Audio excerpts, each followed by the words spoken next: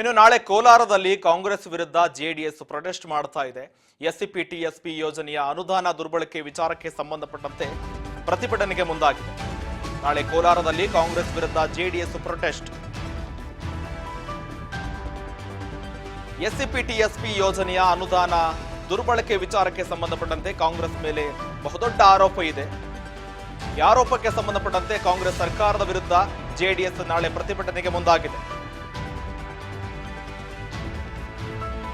ನಾಳೆ ಪ್ರತಿಭಟನೆ ಬಗ್ಗೆ ಜೆಡಿಎಸ್ ಮುಖಂಡ ಶ್ರೀನಾಥ್ ಈ ಬಗ್ಗೆ ಹೇಳಿಕೆ ಕೊಟ್ಟಿದ್ದಾರೆ. ಶ್ರೀನಾಥ್ ಅವರು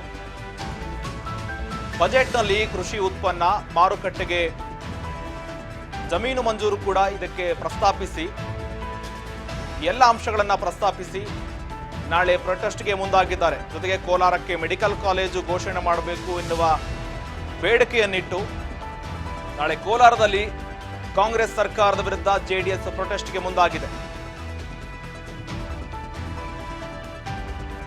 ಸರ್ಕಾರದ ಮೇಲೆ ಬಹುದೊಡ್ಡ ಆರೋಪ ಇದೆ.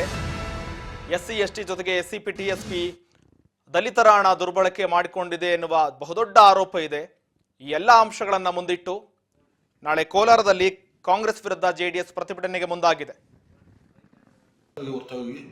ಶಾಶ್ವತವಾದ ಪರಿಹಾರ ಕಂಡು ಸಿಗಲಿಲ್ಲ.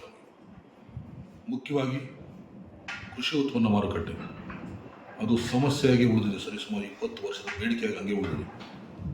ಕನಿಷ್ಠ 8 ಜಿಲ್ಲೆಯಿಂದ ಬರ್ತಕ್ಕಂಥ ಹಣ್ಣು ತರಕಾರಿಗಳನ್ನು ವಹಿವಾಟು ಮಾಡಲಿಕ್ಕೆ ಅಂದರೆ ಸರಿಸುಮಾರು ಇದರ ಅವಲಂಬಿತ ಇರತಕ್ಕಂಥ 1 ಲಕ್ಷ ಕುಟುಂಬಗಳನ್ನು ನಿರ್ವಹಣೆ ಮಾಡಲಿಕ್ಕೆ ಇರ್ತಕ್ಕಂಥ APMCನ ವಿಸ್ತರಿಸಿ ಅದಕ್ಕೆ ಮೂಲಭೂತ ಸೌಕರ್ಯ ಕಲ್ಪಿಸುವ ನಿಟ್ಟಿನಲ್ಲಿ ನಮ್ಮ ಬೇಡಿಕೆಗಳನ್ನು ಪೂರೈಸುವ ನಿಟ್ಟಿನಲ್ಲಿ ಸರ್ಕಾರ ಸಂಪೂರ್ಣವಾಗಿ ವಿಫಲಾಗಿದೆ.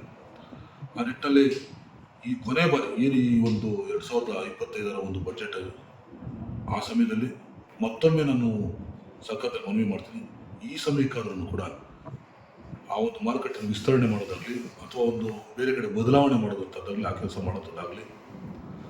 ಹಾಗೆ 3ನೇ ಹಂತದ ಶುದ್ಧೀಕರಣ ಇದು ಪ್ರತಿಯೊಬ್ಬ ಮನುಷ್ಯನ ಕೋಲಾರ ಜಿಲ್ಲೆಯ ಜನತೆ ಮೇಲೆ ಮತ್ತು ಜಾನುವಾರುಗಳ ಮೇಲೆ ದೊಡ್ಡ ಮಟ್ಟದ ಒಂದು ಆರೋಗ್ಯದ ಒಂದು ವ್ಯತಿರಿಕ್ತ ಪರಿಣಾಮ ಬೀರ್ತಕ್ಕಂಥ ಸಂದರ್ಭದಲ್ಲಿ 3ನೇ ಹಂತದ ಶುದ್ಧೀಕರಣ ಇವತ್ತು ತುಂಬ ಅವಶ್ಯಕತೆ ಇದೆ.